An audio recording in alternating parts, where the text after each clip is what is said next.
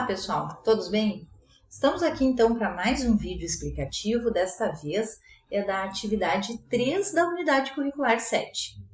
Então, essa atividade ela está desenvolvida em três partes, três etapas. A primeira delas, então, a gente vai preencher um termo aditivo, que é um formulário que a gente precisa preencher quando o funcionário troca, o colaborador troca de função, ou ele é promovido, por exemplo, e a gente tem que colocar uma nova função para ele, né? Então, a gente vai precisar de alguns dados. Os dados da empresa, os dados do colaborador e vejam o CBO. Nós vamos pesquisar, né, que é o Código Brasileiro de Operações, e a gente vai pesquisar aqui no site do governo. Olha que joia, né? Vocês vão poder, então, já manusear e ver como funciona, então, esse site, né, aonde ele oferece esse código, né, que o Ministério do Trabalho exige para todo o cadastro, né, de função exige, então, esse código, certo? Pessoal, todos bem? Estamos aqui então para mais um vídeo explicativo. Desta vez é a atividade 3 da unidade curricular 7.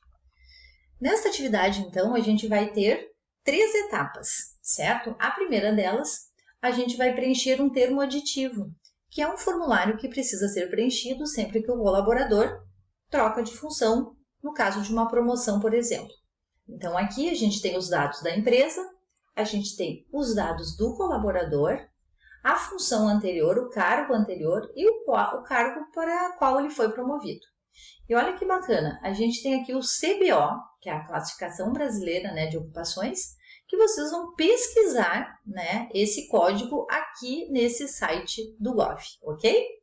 E temos aqui também um dado muito importante, que a gente vai considerar aqui na tabela de faixas salariais a última faixa dele, certo? Porque ele já tinha, então, atingido todas as competências. Aqui a gente tem as faixas A, B, C, D e E. Então, para aquele cargo lá que ele estava, a gente vai considerar a última faixa, ok? Vamos aqui, então, baixar o modelo, né, para a gente verificar juntos. Então, a gente tem aqui os dados da empresa, os dados do colaborador e aqui, então, a função que ele passa a exercer, o CBO e a remuneração, o salário novo dele, ok? Aqui vai a data da atividade, né, que vocês estão realizando, a data do dia que vocês estão entregando a atividade, certo? Vamos, então, para a etapa 2. A etapa 2, então, ela pede que a gente preencha um termo de rescisão, né? Então, a gente está rescindindo, né, o contrato do Rafael e a gente, então, vai preencher, vai calcular, né, as verbas rescisórias.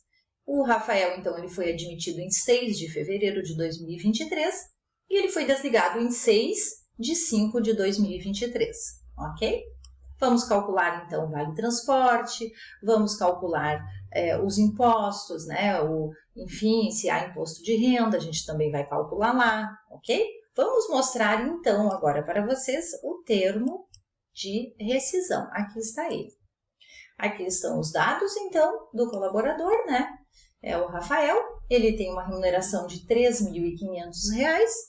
Aqui, ó, gente, do ladinho, a gente tem a tabela do INSS, certo?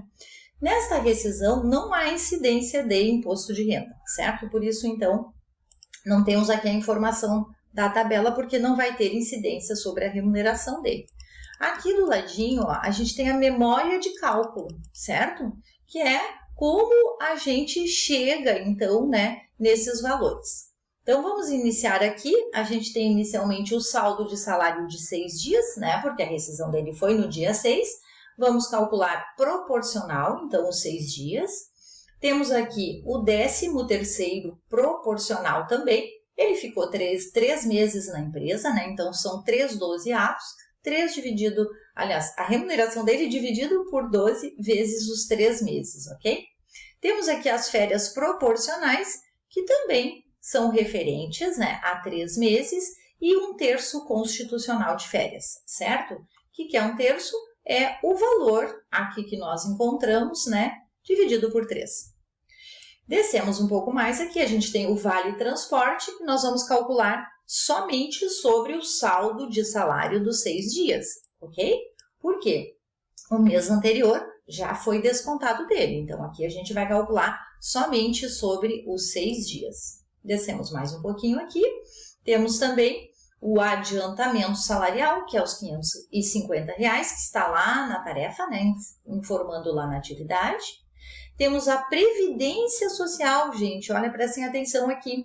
Previdência Social sobre o saldo de salários, tá? Então, não é sobre a remuneração de 13.500, é sobre o saldo de salário dele que nós encontramos lá no primeiro campo, certo? E a Previdência Social sobre o 13º salário, certo? Que é sobre o valor que encontramos aqui. Sobre férias, tá? Indenizadas, não há incidência de Previdência Social, ok? Feito isso, então, não esqueçam de informar também aqui, né, como vocês desenvolveram o cálculo, e esta etapa aqui dessa tarefa também está ok. E, finalmente, então, a gente tem um e-mail que a gente precisa enviar, né, para o nosso cliente, né, informando como que é o tempo de guarda, então, né, dos arquivos que ele precisa, então, executar, certo? Então, vamos baixar aqui também o modelinho de entrega, pronto, né? Então, a gente vai usar os padrões que a gente já estudou até agora, né? De desenvolver e-mails, né? Iniciando com uma boa saudação, colocando aqui de quem, para quem e o assunto, né? E aí a gente vai, então, informar, né? Que o tempo de guarda desses arquivos, de quanto tempo é, né? Qual é o prazo e como ele também vai fazer a guarda, né? Do termo de rescisão e do termo aditivo, que já foi assinado pelo colaborador. Certinho, pessoal?